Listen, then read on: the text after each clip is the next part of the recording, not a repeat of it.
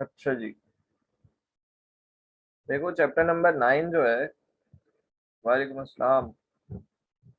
Chapter number 9 जो है ना हमारा, ये बात कर रहा है सारी की सारी नेचर ऑफ लाइट पे। सही है। अब आपको जो जो मैं बातें बताता जा रहा हूँ वो आप नोट करते जाओ, क्योंकि वो बातें आपने कहाँ से करनी है। कुछ चीज़ें आप मैट्रिक की कॉपी से, मैट्रिक में आपने अगर पढ़ी होंगी, ज़ाहिर है पढ़ी होंगी, तो उसमें से करोगे वो चीज़ें। इसमें से दोबारा याद करने की ज़रूरत नहीं है। मैं आपको बता देता हूँ आपने क्या कर रहे हैं। देखो, जो चैप्टर नंबर 9 है ना हमारा, वो नेचर ऑफ लाइट के हवाले से है। ठीक है। लाइट को लेकर शुरू के ज़माने में जब लाइट दरियाफ्त हुई थी, लाइट तो दुनिया में जब आदम अलैहिस्सलाम आए थे तब से ही है, बल्कि जब से सूरज बना है तब से ही है। तो लेकिन आइंस्टाइन ने और मुख्तलिफ जो दूसरे प्लैंक्स है, उन्होंने जब लाइट के ऊपर स्टडी करना शुरू की, तो उन्हें इनके बड़े झगड़े हुए। झगड़े इन सेंस के तालीमी बहस जो होती है ना वो हुई। एक कहता था लाइट जो है वो पार्टिकल है, एक कहता था लाइट जो है वो वेव है। तो सब ने अपनी अपनी कहानियां सुनाई। उन कहानियों के ऊपर मुख्तलिफ इन्होंने अपनी थ्योरीज पेश की। ठीक है। अब कॉर्पस्कुलर थ्योरी जो है, अब ये थ्योरी जो है ना, ये आपने वही मैट्रिक क्लास से ही करनी है। ठीक है। कि मैट्रिक क्लास में आपने क्या याद की। अच्छा, कॉर्पस्कुलर थ्योरी जो है, इसमें न्यूटन ने कहा न्यूटन ने कहा कि लाइट जो है ना, वो छोटे छोटे पार्टिकल्स पे डिपेंड करती है। वो पार्टिकल जब हमारी आंखों के अंदर जाते हैं और रेटिना के ऊपर टकराते हैं, हमारी आंखों में जो रेटिना है उसके ऊपर टकराते हैं, तो टकराने के बाद वो हमारे रेटिना को एक्टिवेट कर देते हैं, जिसकी वजह से वो देख पाता है। ठीक है। ये कॉर्पस्कुलर थ्योरी थी। कॉर्पस्कुलर थ्योरी इसलिए कहते हैं क्योंकि वो पार्टिकल का नाम आइंस्टाइन ने कॉर्पस्क्यूल्स रखा था।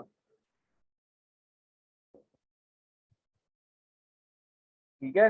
ये आपने मैट्रिक क्लास से याद करनी है, जो आपने पहले याद की होगी। ये थ्योरी का आपको कॉन्सेप्ट समझ में आ गया कि लाइट के अंदर छोटे छोटे पार्टिकल्स होते हैं जो हमारी आंखों में रेटिना के ऊपर जाके टकराते हैं, और टकराने के बाद उसको क्या कर देते हैं, एक्टिवेट कर देते हैं। सही है, क्लियर है। ठीक है। अच्छा, ये आपने मैट्रिक्स ही करना है। किसी को समझ नहीं आ रहा हो कि क्या करना है तो मुझसे पूछ लीजिएगा। फिर वेव थ्योरी आती है। वेव थ्योरी में ये बताया गया कि लाइट जो है वो अब ऊपर वाली जो कॉर्पस्कुलर थ्योरी थी वो पार्टिकल नेचर बता रही थी। आपको पेपर में अगर आ जाता है कि भाई पार्टिकल नेचर की थ्योरीज लिखें, तो आपको पता होना चाहिए कि कौन सी पार्टिकल की है और कौन सी वेव की है। ये पार्टिकल नेचर है कि लाइट लाइट के अंदर पार्टिकल्स होते हैं छोटे छोटे। ये वेव थ्योरी है। ठीक है। इसने कहा कि लाइट जो है वो वेव की फॉर्म में चलती है। ठीक है। और बस इन्होंने कहा कि सिंपल सी बात की कि लाइट जो है वो वेव की फॉर्म में चलती है। इसने ये बताया वेव थ्योरी में।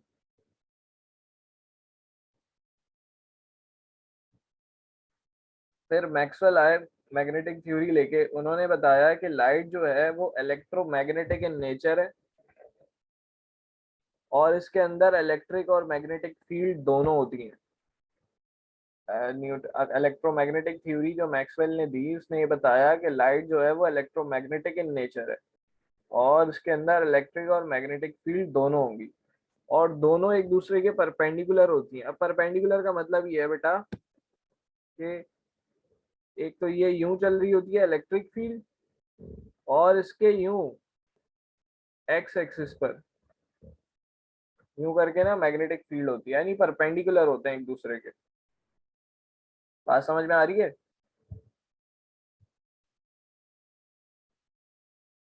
बच्चों, बात समझ में आ रही है।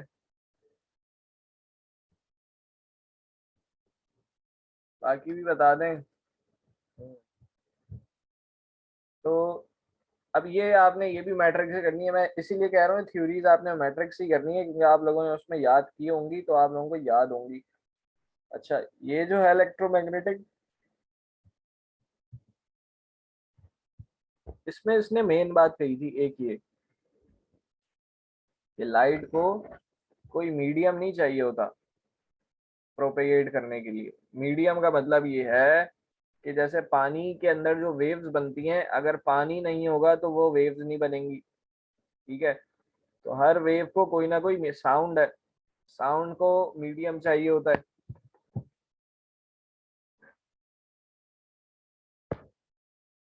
साउंड को सिर्फ मीडियम चाहिए, साउंड को मीडियम चाहिए होता है। जैसे खला में आप जाके बोलते रहो, किसी को कुछ आवाज ही नहीं आएगी, ठीक है। तो साउंड को एयर चाहिए होती है, एटमॉस्फेयर चाहिए होता है, एनवायरनमेंट चाहिए होता है। तो इसने कहा कि लाइट को ना कोई मीडियम नहीं चाहिए होता। आपको ये बात पता है कि सूरज कहाँ पर है? स्पेस में है। स्पेस में सारा वैक्यूम है, वैक्यूम जो है वो मीडियम नहीं है कोई भी। तो मीडियम वैक्यूम से पास होती हुई हमारी अर्थ पर आती है लाइट। तो बीच में तो कोई मीडियम नहीं है ना, वैक्यूम है सारा। तो इसने कहा, इसने पहली बार बताया था ये कि लाइट जो है वो बगैर मीडियम के ट्रेवल करती है, लाइट को किसी चीज की जरूरत नहीं है। बात समझ में आई?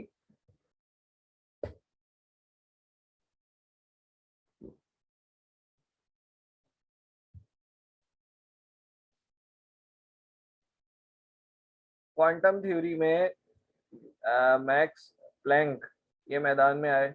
इन्होंने बताया कि light is emitted from a luminous body in the form of group of packet और बंडल्स कॉल्ड फोटोन्स। फिर इन्होंने बताया, न्यूटन की थ्योरी को थोड़ा थोड़ा इन्होंने बताने की कोशिश की। न्यूटन ने कहा था छोटे पार्टिकल होते हैं कॉर्पस्क्यूल्स, ठीक है। इसने कहा कि लाइट जो है वो किसी भी चमकती बॉडी से निकल रही है, वो ग्रुप ऑफ पैकेट्स की फॉर्म में होगी, और उस पैकेट को हम फोटोन कहते हैं। यानी कि लाइट के अंदर ये छोटे छोटे पैकेट्स होंगे एनर्जी के। जब ये जाके किसी चीज पे टकराते हैं तो एनर्जी रिलीज कर देते हैं सारी। और ये कहने लगा है कि एनर्जी जो है वो डायरेक्टली प्रोपोर्शनल है फ्रीक्वेंसी के, म्यू के। और फिर इसने बीच में अपना एक कांस्टेंट लगाया, H, H mu, E is equals to H mu. और इस एच की वैल्यू होती है 6.63 एक्सपोनेंट माइनस 24 जूल सेकेंड। 24 होता है, 34 होता है, 34 होता है शायद।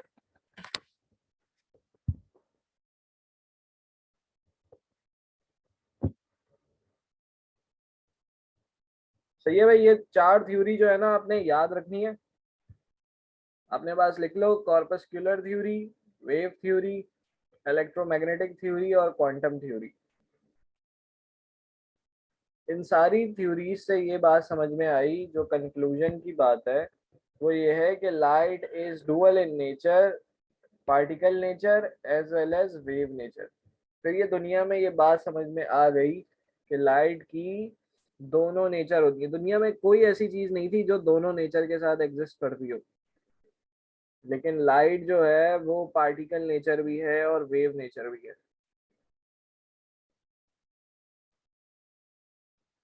समझ गए?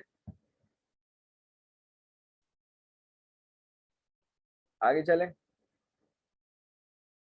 अच्छा, वेव फ्रंट क्या होता है? देखो, वेव फ्रंट ये होता है, बहुत आसान सी चीज है।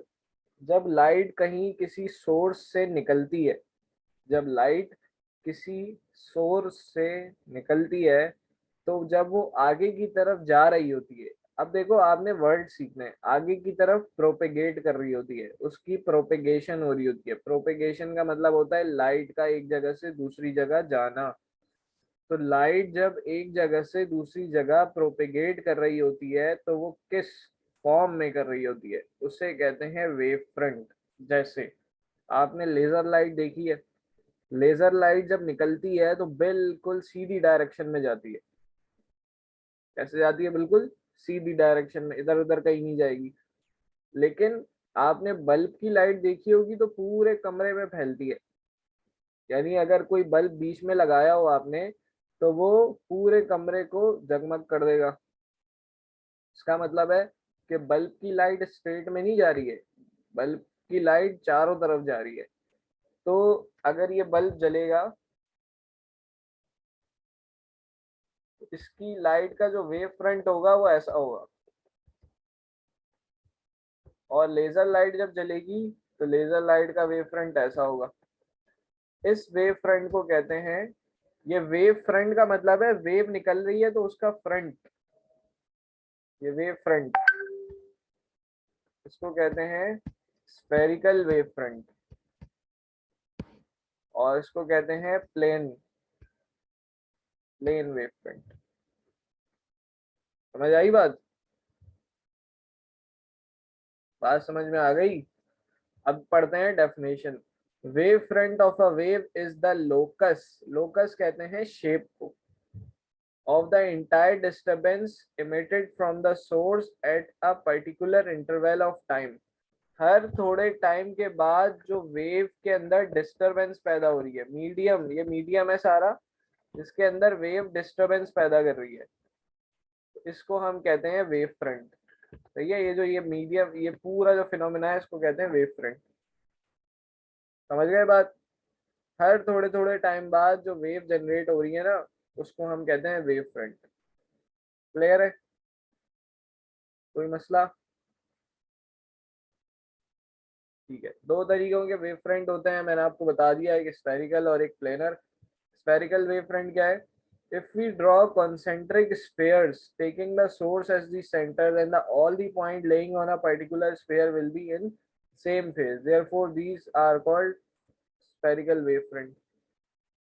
ठीक है? स्फेरिकल की इन्होंने क्या एग्जांपल दी है कि अगर आप सोर्स को बीच में रखो और इक्वल सर्किल बनाओ, कॉन्सेंट्रिक का मतलब है जिन सर्किल्स का सेंटर एक ही हो, तो ये क्या कहलाएगा?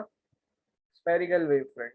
कॉन्सेंट्रिक का मतलब होता है हर सर्किल का सेंटर एक ही हो, इसका भी सेंटर यही है, इसका भी सेंटर यही है, इसका भी सेंटर यही है, तो ये क्या हो गया? कॉन्सेंट्रिक हो गया।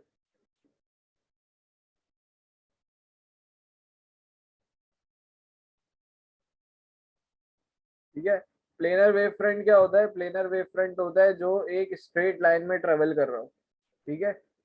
एक स्ट्रेट लाइन में अगर ट्रेवल कर रहा होगा उसको हम कहेंगे प्लेनर वेव फ्रंट। अच्छा, अगर आपसे कोई पूछे कि क्या स्फेरिकल में भी प्लेनर होता है, तो आप कहोगे जी हाँ बिल्कुल, स्फेरिकल वेव फ्रंट के अंदर प्लेनर वेव फ्रंट होता है। कैसे?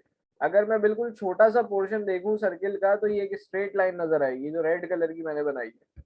अगर आप बिल्कुल एक छोटा सा पॉइंट देखोगे ना, तो आपको ये समझ में आएगा कि बहुत सारे प्लेनर वेव फ्रंट मिलकर एक स्फेरिकल वेव फ्रंट बनाते हैं। बात समझ आई है? बहुत सारे प्लेनर वेव फ्रंट, प्लेनर किसे कहते हैं? स्ट्रेट लाइन वाले को। आपको अगर सर्किल की डेफिनेशन याद हो, तो बहुत सारी स्ट्रेट लाइन मिलकर एक सर्किल बनाती हैं, छोटी छोटी स्ट्रेट लाइन होती है, ये मिलकर जो है ना सर्किल बनाती है। तो इसका मतलब है कि बहुत सारे जो है प्लेनर वेव फ्रंट मिलकर एक स्फेरिकल वेव फ्रंट बनाएंगे। समझ गए बात? प्यारे बच्चों, बात समझ में आ गई वाली?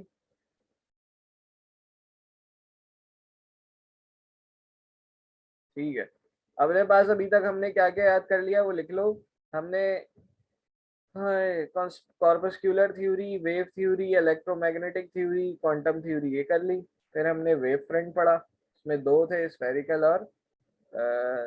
और प्लानर।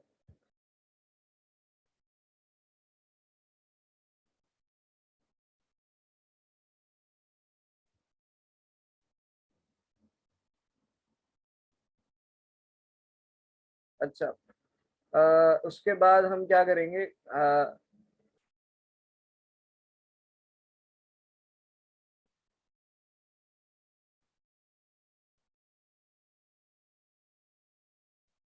उसके बाद हमने करना है interference.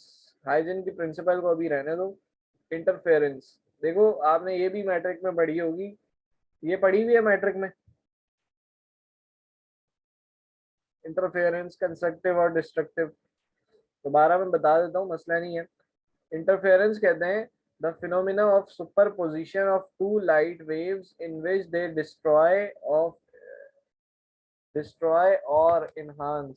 destroy or enhance their effect, interference of light।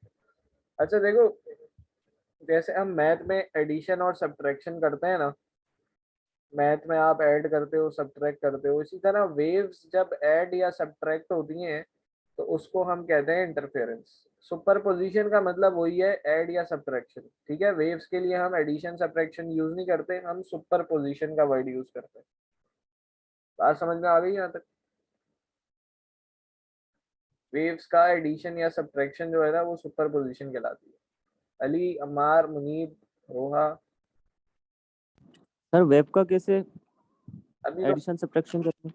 मैं बताऊंगा वो कैसे होगा। अभी जो बताया है वो थोड़ा सा हजम करने की कोशिश करें सब, कि वेव्स का एडिशन या सब्ट्रैक्शन जो है ना वो हमारे पास सुपरपोजिशन कहलाता है। तो ये अब दो तरीकों की मैथमेटिक्स होती थी सबसे शुरू में, कि या तो ऐड होगा या सब्ट्रैक्ट होगा। इसी तरह इधर भी दो तरीकों की होगी, या तो कंस्ट्रक्टिव होगा या डिस्ट्रक्टिव होगा।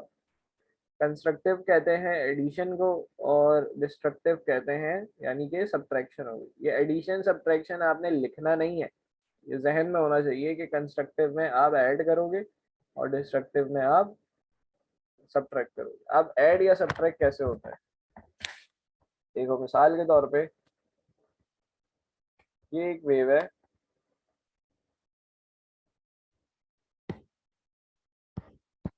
और एक और वेव आ रही है यूं करके। अब ये देखो आप कि ये दोनों वेव जो हैं, इसका क्रस्ट और इसका क्रस्ट, क्रस्ट कहते हैं इसको, ठीक है, और ट्रफ कहते हैं इसको। ये क्रस्ट है, ये ट्रफ है। तो अगर आप देखो ये रेड वाली का क्रस्ट और ब्लू वाली का क्रस्ट एक ही डायरेक्शन में, तो इसके नतीजे में जो वेव बनेगी वो इन दोनों का एडिशन हो जाएगी, ऐड हो जाएगी। ठीक है, बड़ी वेव जनरेट हो जाएगी इन दोनों की वजह से। समझो दो साउंड की आवाजें आ रही हैं, दोनों ऐड होके एक बड़ी साउंड प्रोड्यूस करेंगी। इसी तरह इधर भी ट्रफ और ट्रफ जब एक दूसरे पे गिरेगा सेम पर, तो ये भी क्या होगा, एक बड़ी आवाज सुनाई देगी। तो ये जो ग्रीन है ये क्या कहलाएगी, कंस्ट्रक्टिव इंटरफेरेंस हो गई। बात समझ में आई? तो ये बेटा ये कहलाती है कंस्ट्रक्टिव इंटरफेरेंस, और इस फिनोमिना को हम सुपरपोजिशन कहते हैं। कंस्ट्रक्टिव समझ में आ गई आप लोगों को? मुझे बता दो तो मैं आगे चलूं।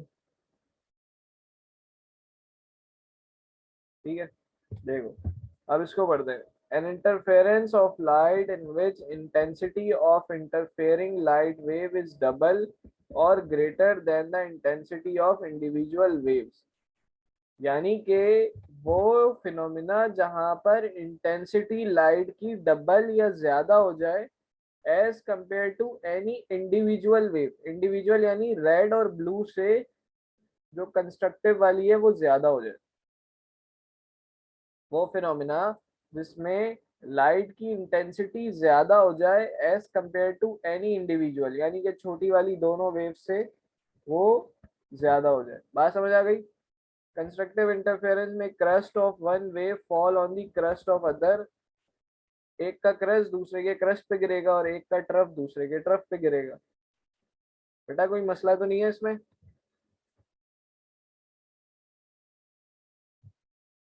ठीक है। डिस्ट्रक्टिव क्या होती है अब आपको ये भी समझ आ जाएगी। डिस्ट्रक्टिव में देखो क्या होता है, ये एक वेव है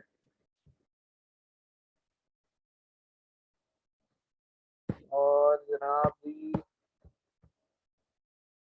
अब जो वेव जनरेट हुई ना वो ऐसे जनरेट हुई कि इसका क्रस्ट उसके ट्रफ पे गिर रहा है यूं करके। तो अब क्या होगा, ये वाला क्रस्ट इस ट्रफ को कैंसिल कर देगा, ये वाला ये इसको, ये वाला इसको।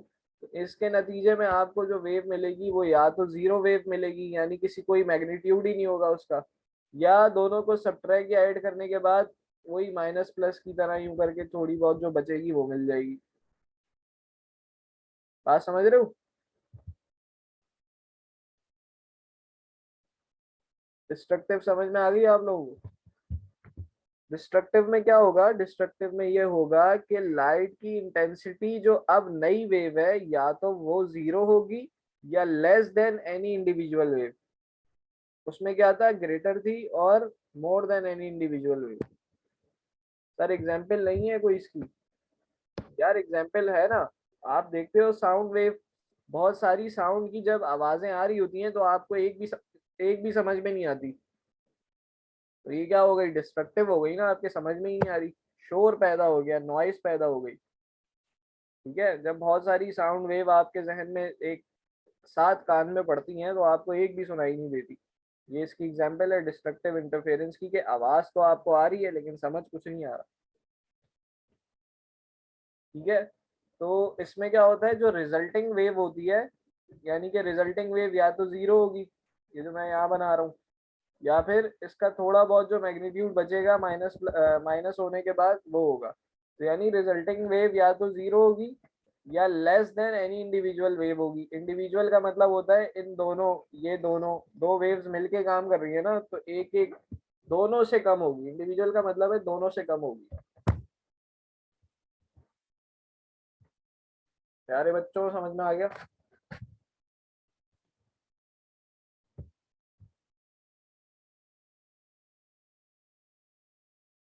अच्छा भाई, अब मेरी बात आप सुनिए। कंडीशन फॉर इंटरफेरेंस, इंटरफेरेंस करने के लिए कोई ना कोई कंडीशन भी तो होनी चाहिए ना। ठीक है, बगैर कंडीशन के इंटरफेरेंस तो नहीं हो सकती। ऐसा थोड़ी कि कोई भी वेव आएगी और आके बस इंटरफेरेंस कर लेगी। तो कंस्ट्रक्टिव इंटरफेरेंस के लिए क्या जरूरी है? सबसे पहले मोनोक्रोमेटिक। मोनोक्रोमेटिक का मतलब है same colour. Same colour, colour same कब होता है? जब वेवलेंथ सेम होती है। ये लिखो बेटा पॉइंट अपने पास। मोनो का मतलब होता है सिंगल, क्रोमेटिक कलर से निकला है। और कलर सेम कब होता है? जब लाइट की वेवलेंथ सेम होती है। दो लाइट हैं, ये लाइट वन है और ये लाइट टू है।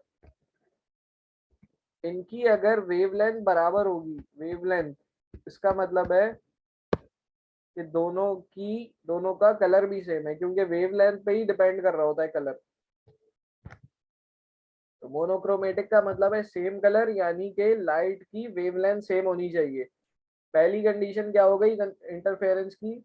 कि लाइट की जो वेवलेंथ है वो सेम होनी चाहिए।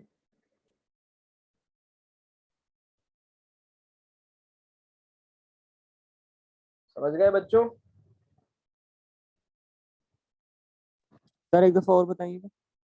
मोनोक्रोमेटिक का मतलब है कि मोनो का मतलब होता है सिंगल, क्रोमेटिक का मतलब होता है कलर। ठीक है, और कलर का मतलब ये है कि आप वेवलेंथ की बात कर रहे हो, तो दोनों लाइट का सेम कलर होना चाहिए। इसका मतलब है दोनों लाइट की सेम वेवलेंथ होनी चाहिए। इंटरफेरेंस के लिए जरूरी है कि दोनों लाइट की सेम वेवलेंथ होनी चाहिए। समझ गए? चले आगे।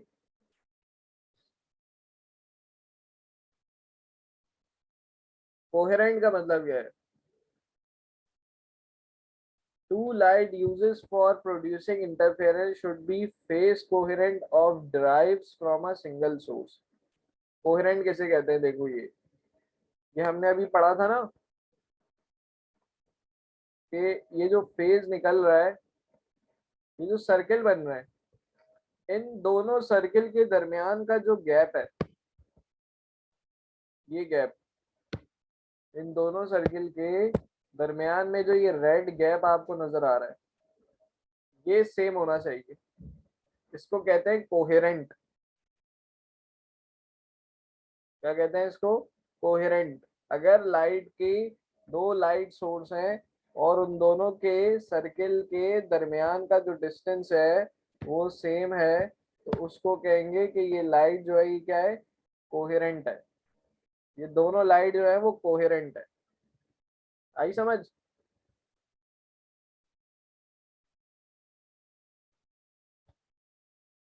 बच्चों बातें समझ में आ रही हैं? ठीक है। अच्छा, कोहेरेंट का एक और मतलब होता है कि इसमें फेस चेंज नहीं हो रहा। फेस चेंज की जो वर्डिंग है ना, ये आपने याद रखनी है। 20 बेटा बोले, फेस चेंज नहीं हो रहा। अगर इसके दरमियान गैप बढ़ जाता है या कम हो जाता है, इसका मतलब है कि फेज चेंज हो गया। ठीक है, एक बार इंटरफेयर, अबे यार साहब क्या कर रहे हो? इतना नीचे आके फिर तुम ऊपर लेकर जा रहे हो।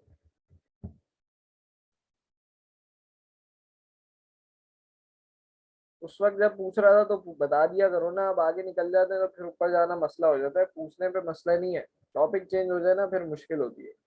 इंटरफेरेंस कहते हैं दो लाइट का सुपर पोजिशन। सुपर पोजिशन कहते हैं एडिशन या सब्ट्रैक्शन को।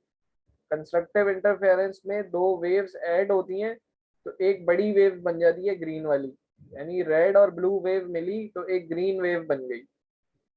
तो ये क्या कहलाएगी, ये कंस्ट्रक्टिव कहलाएगी कि आपने दो वेव्स को मिलाया तो एक तीसरी वेव बड़ी वेव बन गई। इसमें ये होता है कि एक वेव रेड वाली का क्रस्ट ब्लू वाली पे गिरा तो ग्रीन वाली वेव बड़ी वाली वेव बन गई। डिस्ट्रक्टिव इंटरफेरेंस ये होती है कि क्रस्ट, एक का क्रस्ट, दूसरी ये पहली वेव है, ये जो ये मैं यहाँ पे बना के दिखा रहा हूँ, ये रेड वाली पहली वेव है, ब्लू वाली जो है वो दूसरी वेव है। तो इसका क्रस्ट इसके ट्रफ पे गिरा है तो ये दोनों ने एक दूसरे को कैंसिल कर दिया है, तो ये कहलाएगी डिस्ट्रक्टिव इंटरफेरेंस। आ गई समझ? कोई सवाल है तो पूछ लो। देखो मैं आपको ये बता रहा था कि कोहेरेंट लाइट क्या होती है। कोहेरेंट लाइट वो होती है जिसमें सर्किल जो है, सर्किल के दरमियान का, यानी जो वेव्स जनरेट हो रही हैं इनके दरमियान का ये ब्लू वाला डिस्टेंस या रेड वाला डिस्टेंस सेम होता है, ठीक है। और अगर ये डिस्टेंस चेंज हो जाए, यानी कहीं कहीं बड़ा हो जाए, कहीं छोटा हो जाए, कहीं बड़ा हो जाए, तो इसको कहेंगे कि लाइट का फेज चेंज हो गया है। यानी कि सर्किल के दरमियान का डिस्टेंस बड़ा या छोटा हो जाए तो इसको कहेंगे फेज चेंज। बच्चों बात समझ में आ गई?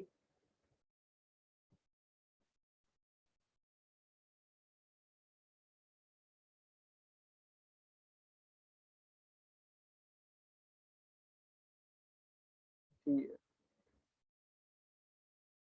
इंटेंसिटी किसे कहते हैं? इंटेंसिटी कहते हैं शिद्दत को। तो दोनों लाइट की जो शिद्दत है वो सेम होनी चाहिए।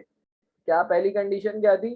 मोनोक्रोमेटिक। आप कंडीशन की हेडिंग डाल के लिखो, उसमें आप लिखी लिया होगा कि पहली क्या होती है? मोनोक्रोमेटिक, यानी सेम वेवलेंथ हो।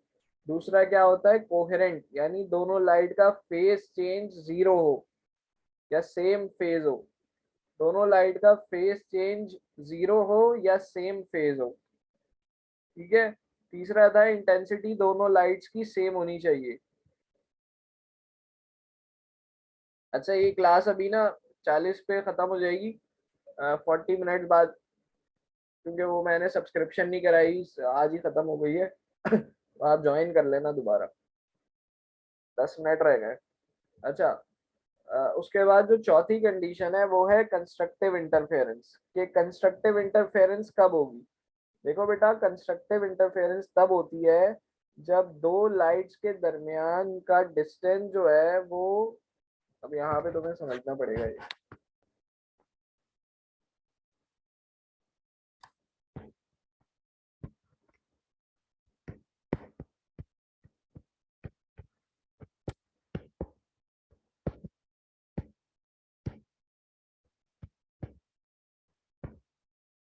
देखो अब यहाँ पे आपने ये बात समझनी है, अपने थम्स अप नीचे कर लो सब, और अब जब मैं पूछता रहूं तो आप लोग बताते रहना।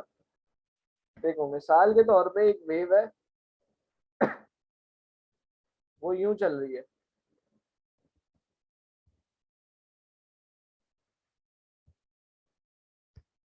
ठीक है।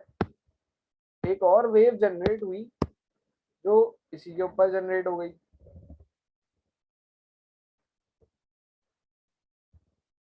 तो ये क्या कहलाएगी बेटा? कंस्ट्रक्टिव इंटरफेरेंस ना, ठीक है। अब कंस्ट्रक्टिव इंटरफेरेंस तो है, लेकिन क्या दोनों वेव्स के दरमियान कोई डिस्टेंस है? दोनों वेव के दरमियान डिस्टेंस कैसे चेक करते हैं? ये दोनों कहाँ से ओरिजिनेट हुई हैं, कहाँ से स्टार्ट हुई हैं? तो क्या दोनों सेम पॉइंट से स्टार्ट हुई हैं या नहीं हुई? वेव हमेशा यूं स्टार्ट होती है, कभी भी वेव यूं नीचे से स्टार्ट नहीं होगी, वेव हमेशा ऊपर से स्टार्ट होती है। तो आपने ये बात देख ली कि दोनों वेव क्या सेम जगह से स्टार्ट हुई हैं कि नहीं? सेम जगह से हुई हैं, एक ही पॉइंट है दोनों के स्टार्ट होने का। जल्दी जल्दी बताओ ये पॉइंट, अभी इसी इसी में खत्म करना है, इसी रिकॉर्डिंग में, ठीक है। अच्छा अब आ जाओ, अगर मैं आपको ये कहूँ कि ये एक वेव है,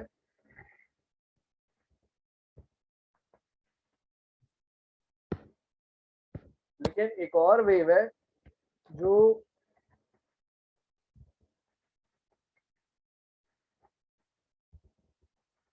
ऐसे करके जनरेट हुई है।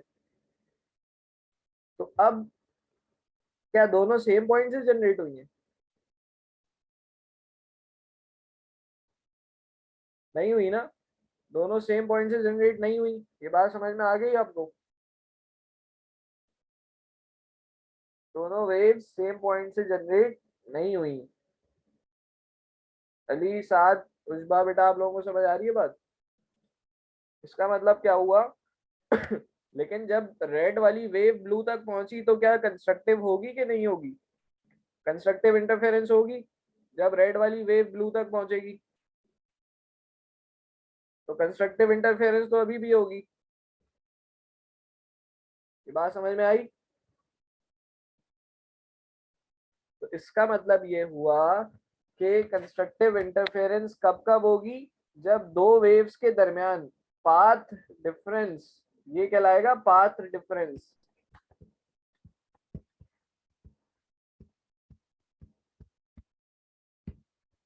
यानी कि दूसरी वेव और पहली वेव में पाथ डिफरेंस कितना है?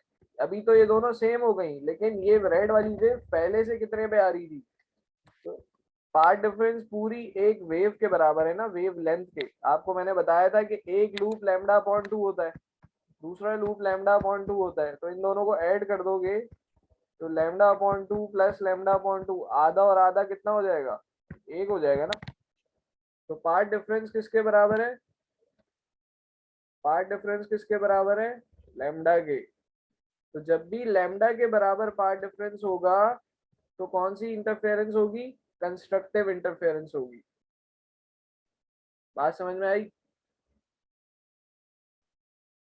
जब भी दो वेव्स जब कंस्ट्रक्टिव इंटरफेरेंस कर रही हैं तो उनके दरमियान अगर पाथ डिफरेंस जो है वो लैम्डा होगा तो इसका मतलब है कंस्ट्रक्टिव होगी। अब आ जाओ और देखो, एक वेव यूं बन रही है, एक और वेव आई,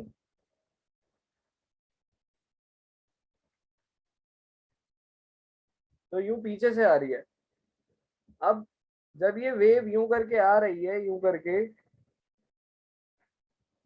जब इधर तक पहुंचेगी तो ये यूं आएगी ना इसके ऊपर। अभी भी कंस्ट्रक्टिव होगी कि नहीं होगी? कंस्ट्रक्टिव होगी। सब एग्री करते हैं इससे कि अभी कंस्ट्रक्टिव इंटरफेरेंस होगी जब दोनों मिलेंगी। सही है। तो अब आप अगर चेक करो, इस पॉइंट से लेके इस पॉइंट तक एक वेव हो गई, यानी ये लैम्डा हो गया। यहां से लेके यहां तक दोबारा लैम्डा हो गया, और फिर यहाँ पे ये कंस्ट्रक्टिव इंटरफेरेंस हो गई। इसका मतलब क्या हुआ कि अगर पाथ डिफरेंस 2 लैम्डा होगा तब भी कंस्ट्रक्टिव होगी। पाथ डिफरेंस यहाँ पे लैम्डा था तब भी कंस्ट्रक्टिव हो रही थी। बात समझ रहे हो कि नहीं समझ रहे? बच्चों ये बातें समझ में आ रही हैं?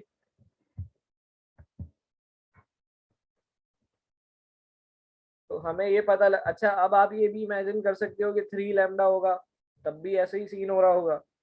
पूरी पूरी वेव पीछे है ना, तो जैसी नई वेव बनेगी वो उसके ऊपर आ जाएगी। इसका मतलब ये हुआ कि पाथ डिफरेंस का फॉर्मूला हमारे पास क्या आ गया? पाथ डिफरेंस का फॉर्मूला हमारे पास ये आ गया कि 0 पर होगी, यानी बिल्कुल भी पाथ डिफरेंस ना हो, दोनों वेव सेम पॉइंट से जनरेट हो रही हो, या तो लैम्डा हो या 2 लैम्डा हो या 3 लैम्डा हो या n लैम्डा हो। कितने भी वेव पहले की हो, 10 वेव हो, 50 वेव हो, लेकिन जैसे ही आके मिलेंगी तो कंस्ट्रक्टिव इंटरफेरेंस हो जाएगी। ये बात समझ में आई कि नहीं आई, बताएं।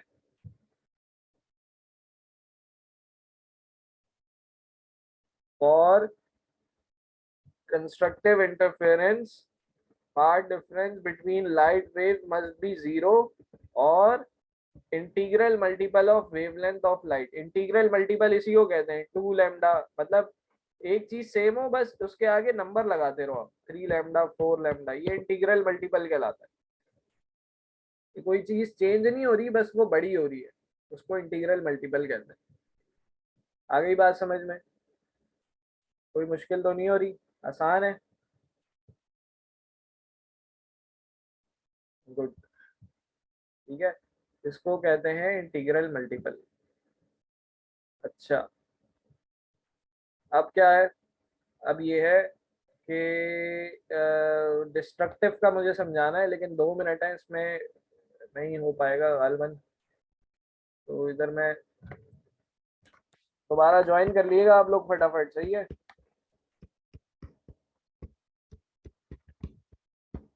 डिस्ट्रक्टिव